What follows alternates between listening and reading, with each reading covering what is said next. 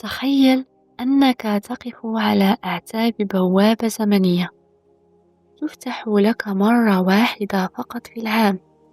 بوابة لا تمر منها الأجساد، بل تمر منها الدعوات والأمنيات لتتحول إلى واقع. نحن لا نتحدث عن مجرد أيام عادية، بل عن سباق أمطار الأيام الأخيرة.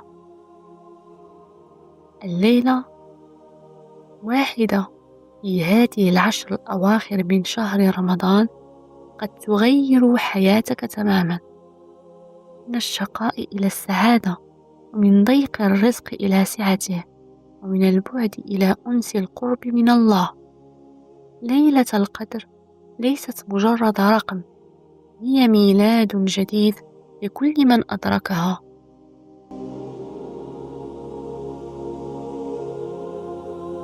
اللهم إنا نتجرد من حولنا وقوتنا ونلجأ إلى حولك وقوتك يا ذا القوة المتين. بسم الله الرحمن الرحيم، والصلاة والسلام على أشرف المرسلين. اللهم صل وسلم على سيدنا وحبيبنا محمد عليه أفضل الصلاة وأتم السلام.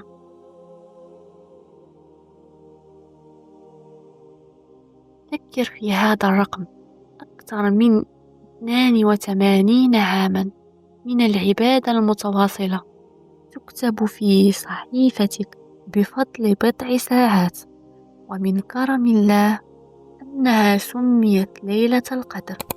وهي ليست فقط تعادل 1000 شهر، بل هي خير من 1000 شهر، مما يعني أن من يدركها لعدة سنوات قد يأتي يوم القيامة برصيد عبادة يتجاوز آلاف السنين رغم قصر عمره. إنها ليلة تتنزل فيها الملائكة وتمتلئ الأرض بأكملها، وينزل جبريل عليه السلام ليتفقد عباد الله المؤمنين، وتظل الأرض في حالة سلام وأمان حتى مطلع الفجر.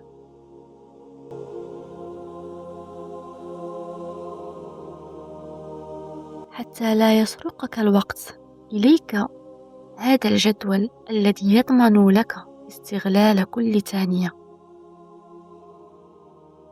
أولا، التوبة الصادقة. ابدأ ليلتك بنية صادقة لترك ما يغضب الله تعالى. صل ركعتي توبة كل ليلة بقلب حاضر كأنها صلاتك الأخيرة، وأسجد لله وتحدث معه بصدق وعفوية، وأخبره عن أوجاعك، عن ذنوبك التي أتعبتك، واطلب منه الثبات. ثانيا، الاستغفار هو مفتاح الفرج وسعة الرزق. لازم الاستغفار وأكثروا منه في كل وقت وأينما كنتم. ثالثا، الصدقة اليومية.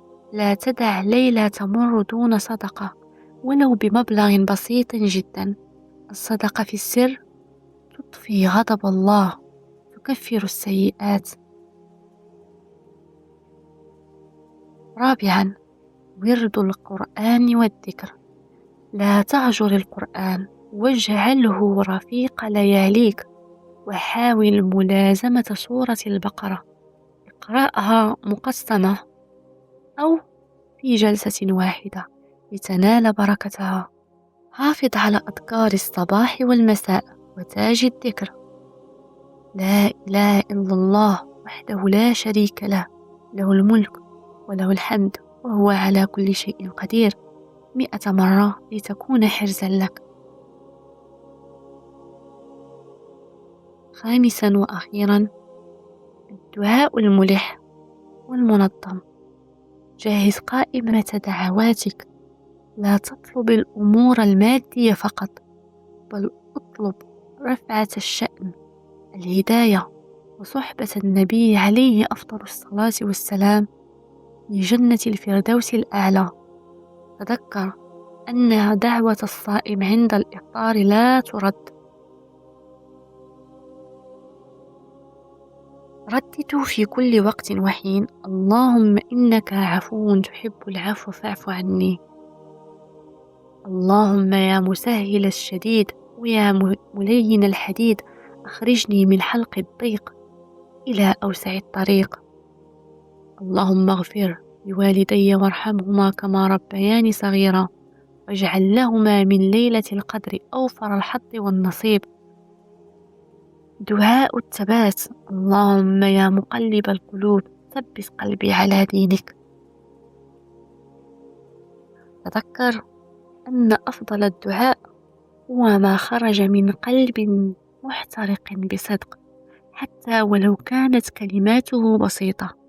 الله يسمع نبض قلبك قبل لسانك. ل10 ليالي فقط قد تكتب فيها أقدار عام كامل، فلا تجعلها تمر وأنت غافل. لا هنا تنتهي رحلتنا اليوم. لا تنسوا الاستغفار دائما وأبدا، وشاركوني قصصكم الملهمة مع الدعاء والاستغفار والقرآن. اللهم يا من أجبت دعاء المضطر إذا دعا، وكنت ملجأ حين تضيق بنا الدنيا، كما شفيت قلبي وأرشدتني لهذا الطريق، اشف كل قلب متعب يشاهدني الآن. اللهم من بكى سرا وضاق صدره، اربط على قلبه كما ربطت على قلبي.